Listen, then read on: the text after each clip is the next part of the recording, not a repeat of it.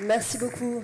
Quelle Europe voulez-vous? Justement, Christophe Castaner va nous parler de du coup d'envoi qu'il a lancé déjà cet après-midi et qu'on continue avec vous ce soir de la Grande Marche sur l'Europe. Merci.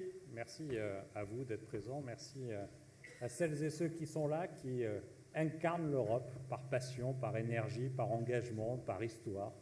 Je crois que vous êtes de beaux symboles de cette Europe que l'on veut.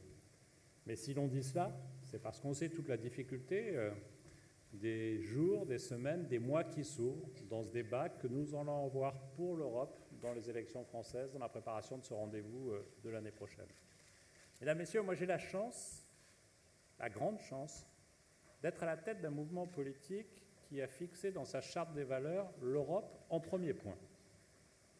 C'est courageux, non pas d'être à la tête de ce mouvement politique, ça c'est plus facile, mais c'est courageux d'avoir fixé effectivement en première ambition, en première valeur, l'enjeu européen. C'est courageux et c'est tellement évident. C'est tellement évident parce que toutes celles et tous ceux qui sont dans cette salle, toutes ces générations qui aujourd'hui font ou vont faire l'Europe, savent qu'ils sont européens. Moi, quand je suis à Forcalquier, qui est un endroit un tout petit peu plus beau que le 16e arrondissement, je dis ça comme ça, mais quand je suis à Forcalquier, je me sens européen. Quand je m'évade pour quelques heures, pour quelques jours, là c'est plus arrivé depuis quelques temps, et que je vais à Barcelone, je me sens européen. Quand j'emmène mes filles se promener, découvrir, balader entre l'Italie ou la Croatie, je me sens européen. Et c'est fondamental. Et je sais que mes filles, une adolescente, une jeune adulte, en prépa à Paris, se sentent européens. C'est notre histoire, c'est notre ADN, c'est notre réalité. Mais de façon presque banale au fond, nous sommes européens. Pour certains, l'Europe, c'était une victoire. La construction de l'Europe, c'était ce symbole de paix absolument essentiel, absolument majeur. Nous, c'est devenu une évidence. C'est peut-être dangereux d'ailleurs de ne pas se souvenir que ça n'est pas une évidence. Et pourtant, nous vivons avec. Mais ce que je sais aussi, c'est que parler d'Europe, ça va être rudement difficile dans les mois, dans les semaines qui viennent. Parce que les politiques, depuis de longues années, ont fait, comme fonds de commerce, de l'anti-Europe le quotidien. C'est tellement facile. J'étais maire dans la ruralité, dans les Alpes de Haute-Provence, un endroit où on est éligible au fonds Leader, au fonds structurel. Je sais combien, à chaque fois que nous inaugurions un équipement réalisé sur le territoire, on pouvait dire merci à l'Europe. Je n'ai pas souvent le souvenir d'avoir entendu les maires dire cela.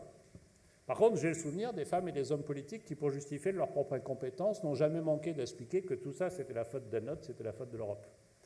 Qu'au nom de cette Europe tatillonne, et elle l'est, au nom de cette Europe qui préfère la norme à l'ambition, au fond, il ne pouvait pas agir. Au fond, faire commerce de son incapacité et trouver toujours un bouc émissaire. Et pendant de longues années, on a trouvé ce bouc émissaire. Vous savez, je viens du Parti socialiste. J'ai vécu ces longues années au Parti socialiste où le débat européen était systématiquement escamoté, mis sous le tapis, tout simplement parce que nous n'étions pas d'accord. Je crois qu'il y a effectivement deux gauches irréconciliables au sein même du Parti socialiste, et s'il y a un sujet qui est un marqueur de ce caractère irréconciliable, c'est la question européenne. Pour celles et ceux qui aiment passionnément la politique et qui ont suivi le débat entre les 4 candidats à la présidence ou la responsabilité du Parti socialiste la semaine dernière, vous avez pu voir que vraiment les discours sur l'Europe sont extrêmement éloignés. C'est à peu près la même chose chez les Républicains. Là encore, quelle est la ligne politique sur l'Europe? On ne le sait pas. Parce que systématiquement, on a préféré, là encore, repousser le problème. Et quand on repousse le problème, on n'assume pas ce que nous sommes, Européens. On n'assume pas la nécessité de l'engagement européen. On n'assume pas le pragmatisme nécessaire pour l'Europe. Je suis un élu des Alpes de Haute-Provence. J'ai une boîte dont on est très fier dans mon département qui s'appelle l'Occitane. L'Occitane est née en Provence. J'ai fait un court séjour à Forcalquier samedi matin et en descendant à pied, récupérer le cortège qui m'amenait faire des trucs plus officiels, je suis tombé sur le fondateur, Olivier Bossan, un vrai petit de Forcalquier. Et cette boîte, elle a un peu grandi. Aujourd'hui, elle a son siège en Suisse. Son propriétaire est autrichien. Elle est cotée à Hong Kong. Il y a quelques années, le même propriétaire a créé l'Occitane au Brésil. Et quand on lui parle business, il parle monde. Il ne parle pas Haute-Provence. Il ne parle pas Manosque, Forcalquier. Il parle parce qu'il incarne cette approche mondiale dans laquelle nous sommes. Et si je vous parle de l'Occitane, ce n'est pas seulement pour faire de la publicité pour ses excellents produits, c'est pour vous dire le monde dans lequel nous sommes. Et ce monde, il a besoin d'être protégé, d'être accompagné, d'être organisé à l'échelon pertinent. Et si je suis européen, c'est aussi pragmatisme. C'est parce que je sais que c'est l'échelon pertinent auquel nous devons agir. Je ne crois pas que ce soit à l'échelle de ma région Provence-Alpes-Côte d'Azur. Je ne crois pas même que ce soit à l'échelle de la France qu'on puisse aujourd'hui prétendre protéger nos emplois, protéger notre économie, protéger les femmes et les hommes qui ont choisi ou qui vivent aujourd'hui dans notre pays. Je sais qu'il y a un échelon pertinent qui est celui de l'Europe. Et c'est d'autant plus vrai que même l'Europe peut très vite devenir un petit échelon.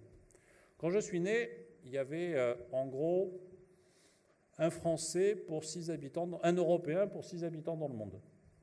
Quand je regarde à l'âge que j'ai, on est déjà dans un rapport où on est plutôt de 1 à 15. Et j'imagine que quand je mourrai, c'est-à-dire le plus tard possible, on sera plutôt à 1 pour 20, 1 pour 30.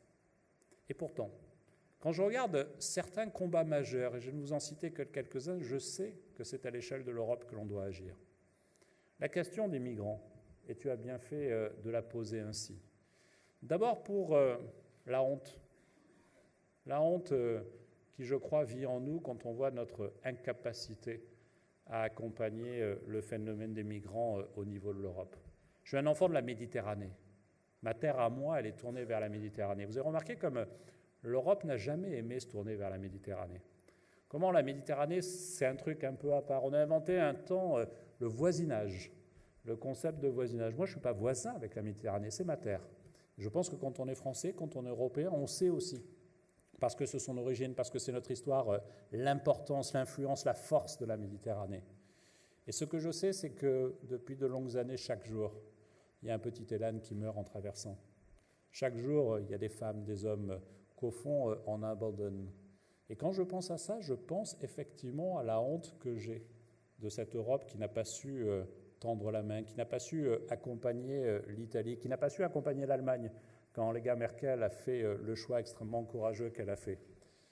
Nous l'avons tous constaté, et pourtant on l'a très peu reprise, cette Europe-là. On lui a très peu reproché cela, parce qu'au fond, là encore, c'était un sujet compliqué, donc il va mieux laisser d'autres subir et ne pas s'en occuper. Ma conviction intime profonde, c'est que la question migratoire doit se traiter évidemment à l'échelle de l'Europe. À la fois parce que nous avons besoin d'une police de nos frontières, mais aussi parce que nous avons besoin d'une vraie politique de co-développement avec les pays d'où est issue cette population qui, fuyant des désordres économiques, environnementaux, vient ou viendra en Europe. Et donc on a besoin de les accompagner localement. On a besoin de réguler la question des migrations avec des hotspots qui se trouvent en Afrique, et c'est à l'échelle de l'Europe que nous devons le faire. Mais on a aussi besoin d'assumer ce que nous sommes, y compris dans notre responsabilité d'accueil, dans notre devoir d'asile. Et c'est évidemment à l'échelle de l'Europe que nous devons le porter. Et c'est une évidence que dans ce débat européen, il nous faudra défendre à la fois notre ambition en matière d'accueil de migrants et à la fois cette ambition à l'échelle de l'Europe. Sur un autre sujet majeur encore, celui de l'environnement, est-ce que la France est l'échelon pertinent pour agir ?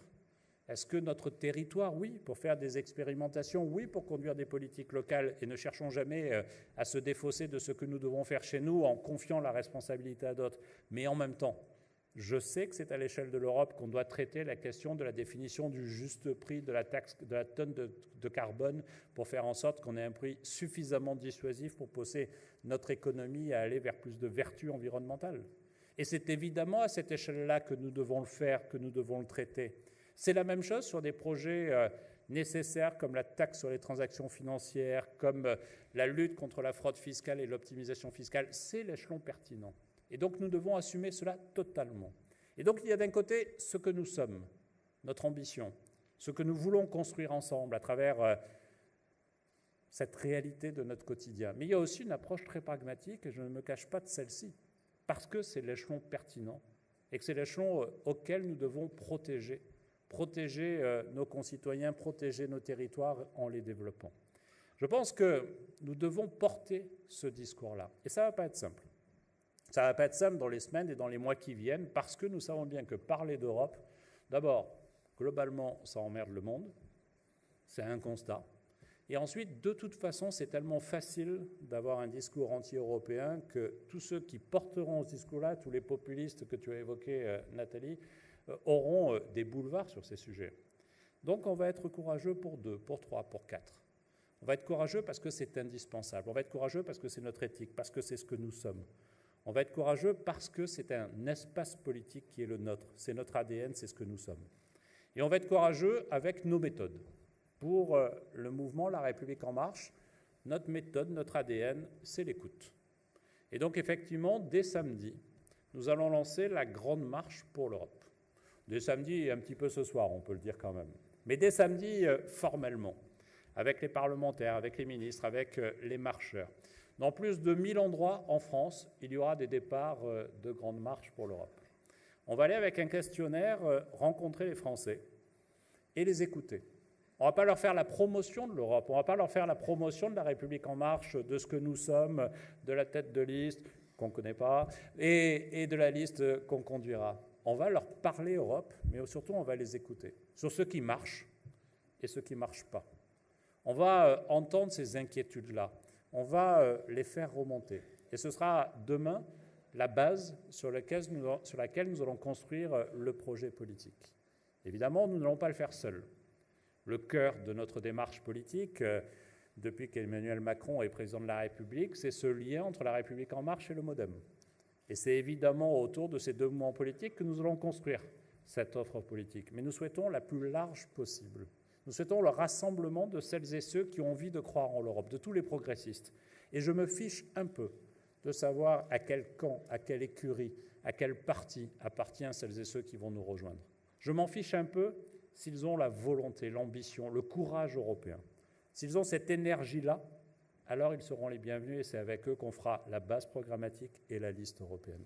Et en parallèle à cela, nous allons sillonner l'Europe. Et là encore, en tentant de nous libérer des carcans institutionnels, des carcans des groupes politiques qui pèsent très fortement sur l'Europe. Ces groupes politiques qui vont prétendre décider quel sera le Spitzenkandidat, c'est-à-dire celui qui dirigera la Commission européenne, et qui vont le décider avant même que les élections européennes ont lieu. Les choses, c'est bien fait, au moins autant anticiper, on décide entre nous et comme ça on est tranquille. Moi, je veux qu'effectivement, dans cette élection, nous puissions porter à l'échelle de l'Europe, avec modestie, parce que s'il y a bien une spécialité française, c'est l'arrogance, et je crois que les Européens ne nous attendent pas. Mais avec modestie, on va porter aussi ce projet programmatique dont la base, c'est le discours de la Sorbonne du président Emmanuel Macron. Et on va faire cette tournée européenne pour aller, là encore, à l'écoute et pour voir comment on peut construire avec celles et ceux qui sont comme nous, avant nous, après nous, progressistes et qui croient dans cette Europe. Et on va construire comme ça un socle qui sera, au fond, positionné sur un discours simple. Parce que nous aimons l'Europe, nous voulons la transformer en profondeur. Mais c'est parce que nous l'aimons que nous voulons la changer. C'est parce que nous l'aimons passionnément que nous voulons la changer profondément. Et pour cela, on a évidemment besoin de chacune et de chacun. La Grande Marche, c'est la mobilisation des Français. C'est l'écoute, mais c'est la mobilisation. Et il faut que chacune et chacun d'entre vous, si vous êtes là, c'est que vous y croyez, vous puissiez à chaque moment réhabiliter cette belle ambition européenne. Faire comprendre pourquoi l'Europe, elle est ce que nous sommes. Faire comprendre que ce petit lien qui nous lie avec cette commune d'une station balnéaire d'Alcossebre en Espagne, avec Baden-Baden en Allemagne, avec la Grande-Bretagne, qui constate aujourd'hui combien l'impasse du populisme la met dans une situation qui sera certainement difficile. Qu'au fond, il n'y a aucun territoire européen dans lequel on puisse négliger cette ambition européenne. Mesdames, Messieurs, la campagne qui s'ouvre pour le délégué général de La République En Marche, elle n'est pas simple, parce que aimer l'Europe n'est pas forcément simple. Mais quelle belle ambition nous avons devant nous. Quelle belle chance nous avons de pouvoir porter cela. Parce que être contre, critiquer, stigmatiser, c'est toujours beaucoup plus facile. Et avec Emmanuel Macron, moi j'ai retenu deux choses. La première, c'est la liberté de faire au fond ce qu'à chaque fois on pense de bien pour les autres. De faire au fond une campagne qui ne soit pas par rapport aux autres, mais qui soit pour ce que nous croyons et ce que nous voulons faire. Et cette liberté, c'est aussi ce cadeau qu'Emmanuel Macron m'a donné pour ma part en me libérant du Parti socialiste, qui effectivement n'a jamais su trancher sur cet enjeu-là. Comment peut-on aujourd'hui être un parti social-démocrate, démocrate chrétien, quand on n'a pas cette capacité de liberté-là? Et donc il nous faut profiter de cette liberté-là pour mener une campagne ouverte, une campagne généreuse, une campagne festive, une campagne différente, une campagne qui au fond nous permettra de mettre en avant toutes nos petites et grandes fiertés. Voilà, mesdames, messieurs, ce à quoi je vous invite, et j'espère aussi avoir, par ces quelques mots, répondu à cette question de pourquoi non seulement je suis européen, mais pourquoi j'aime passionnément être européen. Merci.